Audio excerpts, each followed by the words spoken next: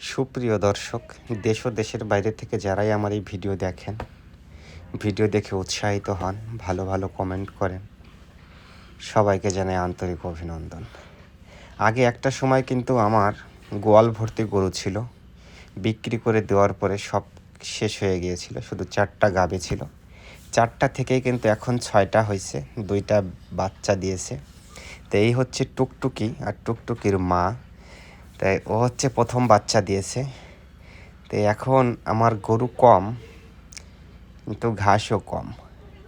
দেখেন এই ঘাসের মাত্রাটা কম, খ্যারের মাত্রাটা বেশি দেওয়া হয়েছে গওড়ার মধ্যে।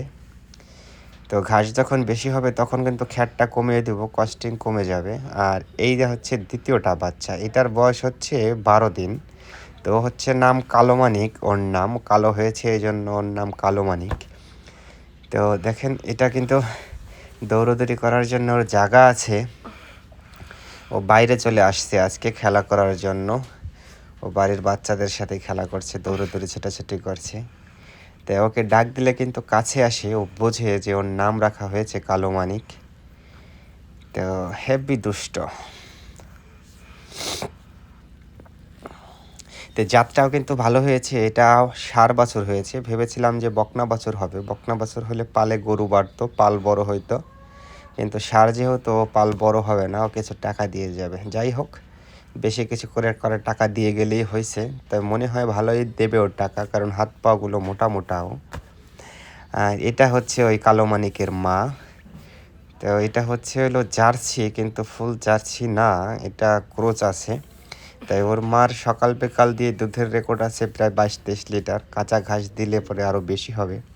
তাই ও যদি ষাঁড় বাছুর না হয়ে যদি বকনা বাছুর হইতো তাহলে পরে কিন্তু আমার জন্য ভালো ছিল। আর এটা হচ্ছে এলো এই কালো মানিকের আপু। তো কালো মানিকের আপু এটা। তো এটা জার্সি হয়েছে। তো এখন ওর কোলে যদি সৃষ্টিকর্তা একটা বকনা বাছুর দেয় তাহলে ওর থেকে ভালো জাত আসবে। তো এখন আমার কাছে কিন্তু 4টা থেকে 6টা হয়ে গেছে, আর 2টা বাচ্চা দিলে 4টা থেকে 8টা হবে।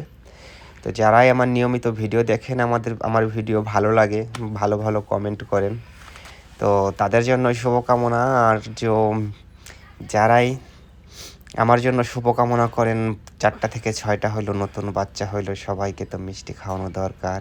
তাই ওরই এই কালো মানিকের মায়ের দুধ দিয়ে আমরা মিষ্টি বানাই। আমার দোকানের নাম হচ্ছে KHI ডেইরি সুইটস।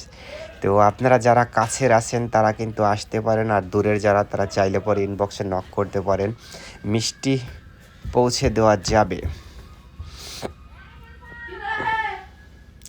তো এই সাইডটা হচ্ছে দেখেন, এখানে পিছল হয়ে গেছে। তো আমার এখানে শেডটা করা হয়েছে ঠিকই, কিন্তু ফ্লোরটা ততটা ভালো হয় নাই করা, কারণ এখানে লাস্টে ফিনিশিং সিমেন্ট মেরেছিল, যেটাকে ওই নিরো বলে নাকি। তো গ্রেডিং মেরে দিয়েছিল, যার কারণে এখানে ঘুর রাখতে কষ্ট হয় গরুর। তো মাঝে মধ্যে আছাড় খায়, সকাল থেকে 2টা আছাড় খেয়েছে কালো মানিক এখানে। তো খুবই পিছলো। এখানে ডিটারজেন্ট দিয়ে, ব্লিচিং পাউডার দিয়ে পরিষ্কার করা হয় প্রতি সপ্তাহে 2 দিন, কিন্তু পরিষ্কার করলেও ফলাফল ওই 2 দিন পর পরই এরকম পিছলে হয়ে যায়। তো সবাই ভালো থাকবেন, সুস্থ থাকবেন। আমার নতুন নতুন ভিডিও পাওয়ার জন্য আমার চ্যানেলটা সাবস্ক্রাইব করতে পারেন, আর বন্ধুদের মাঝে আমার ভিডিওটা শেয়ার করতে পারেন।